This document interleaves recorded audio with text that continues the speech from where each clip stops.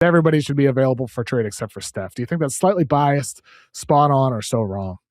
Well, I think this is spot on only because that's just kind of the GM MO I would have, where it's just realistically, is there such thing as an untouchable? I always laugh anytime I see people who are like, well, the Pelicans can't trade Trey Murphy. It's like, why on earth could the Pelicans not trade Trey Murphy? Like, why? But I think the Warriors are just in this weird spot, and obviously their 2 timeline thing failed, and maybe they missed the opportunity they had, the real opportunity they had to really just say, all right, we have Steph for 4 or 5 more years. I'm talking this mindset a couple years ago. We have Steph for 4 or 5 more years. Let's really make the all-in push, and whatever happens in 2030 happens in 2030. Like, let's make a real effort to put a great team alongside Steph and not do the Kuminga, Podziemski, Wiseman at the time thing, the double timeline thing. I mean, I still think that there's guys, and Jimmy, obviously they're not going to outright just trade Jimmy Butler, but in any of these, Giannis trades, I've seen the AD trades, like Jimmy's contract fits those guys pretty much directly 1 for 1. So that's where he would be in these trade mixes. But yeah, I agree. I'm spot on. I think everybody should be on the market, and that includes Draymond actually, but I doubt they would ever do it, is the thing. Yeah, I mean, it would have to be really the perfect trade to get Draymond. I think it would have be a to contract be thing. You're not like trading Draymond just to trade him. It'd be like, we're getting Giannis, and Draymond has to be in the trade for contracts. Definitely. But if I'm trading for Giannis, I want to trade Jimmy Butler. I don't want to trade Draymond. I still think they need Draymond, what he can do defensively. I mean, the games he had 100%. Against Wemby earlier this year, he showed what he's capable of doing when he's on in those big moments. How good he is with Draymond, unbelievable. I mean, he was a guy people talked about 7 years ago, how he'd be most likely to decline. And because at the time, before they won their championship in 2022, there was a moment where like Draymond looked like he was going to fall off.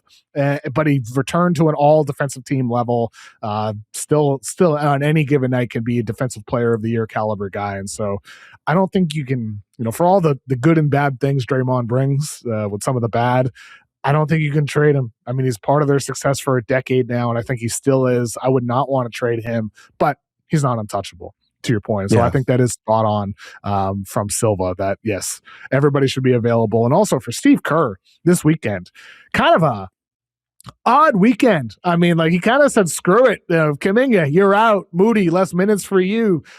And like these guys, Pat Spencer getting heavier minutes, Quentin Post playing pretty good defensively as well after, not so good as a rookie, looking more like he did at Boston College. I find. I think it's been a big second year leap for Quentin Post. I think Kerr with some of these younger guys, the players that he's giving minutes to, there's an argument for him now that's stronger to say, get rid of these other pieces. And let's get some new guys in and let me play some of these younger guys who play hard every night, consistent effort, and make good plays out there and play selfless. I think Kerr's got a pretty good argument after this weekend, what we've seen from some of these guys. This has always kind of been the Warriors' MO, is that they have the system, and the system is bigger than the sum of its parts. And like Kuminga, this whole thing has just been so bizarre. I cannot believe he's still on the team. It's clearly a match made in hell. And yeah, it's just, you watch Pat Spencer, Guy Santos, Quentin Post, these guys just play so hard and with so much effort. And then you realize when you watch it, it's like, oh, that's just what the Warriors system asks. Just go out there and fly around the floor, defend, switch, get in passing lanes, space the floor offensively, make timely cuts, make the extra pass. That's what's being asked. We don't want guys to slow down these possessions if your name's not Steph Curry. And even then, Steph doesn't hardly ever do that either. But we don't want guys to slow down these possessions that want, contested fall-away jumpers. It's just not... It's not a fit with Kuminga. Like, that's just basically what I'm saying. And yeah, it doesn't surprise me that these energy guys come in. I feel like this happens to the Warriors like once a year, though. We'll have a couple game stretches where these bench guys come in. It used to be Damian Lee, Juan Toscano Anderson. They'd have stretches where these guys would come in and be like, oh my gosh, this guy get 30 minutes a game? But no, Pat Spencer feels like kind of the real deal, though, in a weird way.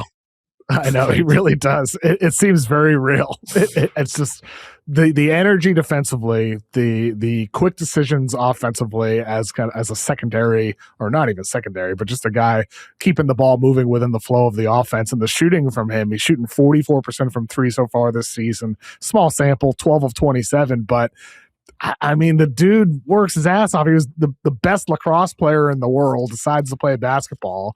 And I think he's gotten better every year with the opportunities for the Warriors. Like, it looks legit to me. I think he should be a fixture in the rotation moving forward. He's definitely a better fit than Kuminga. That's for sure. Is he a better basketball player in a vacuum? Maybe not, but probably. I think he might be a better basketball player than Kuminga, which is crazy to say.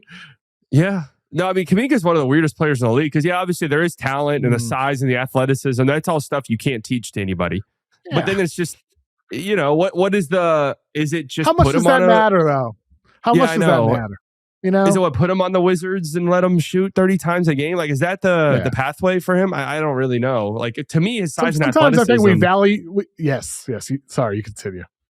No, I was just going to say the size and athleticism is like, man, you could have, like, this could have really worked if you made timely cuts and really bought in with, you could catch, you could have 5-6 dunks a game. Like, you could have 10 or 12 points just off making timely cuts alone a game, and that'd be it with this Warriors system.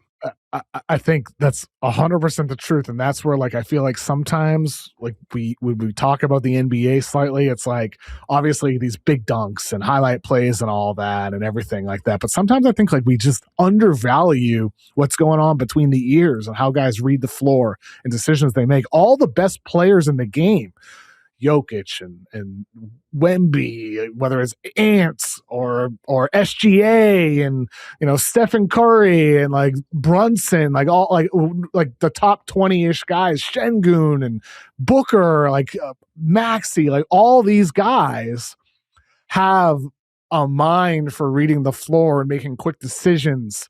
And I think that's like the most important thing for becoming the best in the world. Like, the best players in basketball is what you can't see, but you can feel and experience when you watch these players. And that's the opposite with, Kuminga, where it's like he just doesn't read the game that quick. And I think for the Warriors system, the nature of it, the way they play, he needs to be in a different type of team. It's as you said earlier, a match made in hell. It's not a fit. He needs to be somewhere else.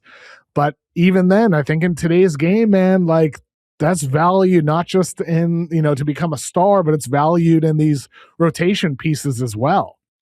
And that's where with Kuminga, unfortunately, it just hasn't developed. I mean, it does for some guys. Some players develop better feel over time. Kuminga, unfortunately, just hasn't. And I look at him more like a contract filler than anything else. Yeah. I think if a team saw potential in him, like the Nets would have went after him.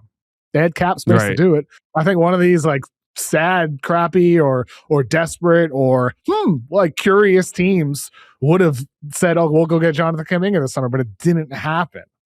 Right. And I can't imagine the market is too significant for him out there, other than the what the hell are they doing, Sacramento Kings? Maybe the Kings would have interest. So he's be a perfect king.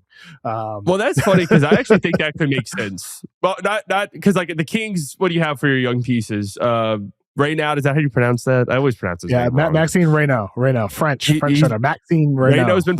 Reynaud's been playing pretty good, and you've got Nick Clifford, but these are older rookies. So, like, I could see them, if they're doing a rebuild, be like, all right, well, I mean, we'll take Kuminga and see, what's the harm in it, really. I agree. It makes sense. He deserves to be in a team that puts the ball in his hands, like, get the DeRozan touches and all that, and see what happens. And who knows? Maybe he becomes an all-ball presence over time, and he's right about himself. But for the Warriors, he's a talented player. Their talent is there. He's talented. He's talented. He's very athletic. He has, amazing, physical dimensions for his size. I just missing some pieces, unfortunately, for the Warriors. And hopefully he gets an opportunity somewhere else.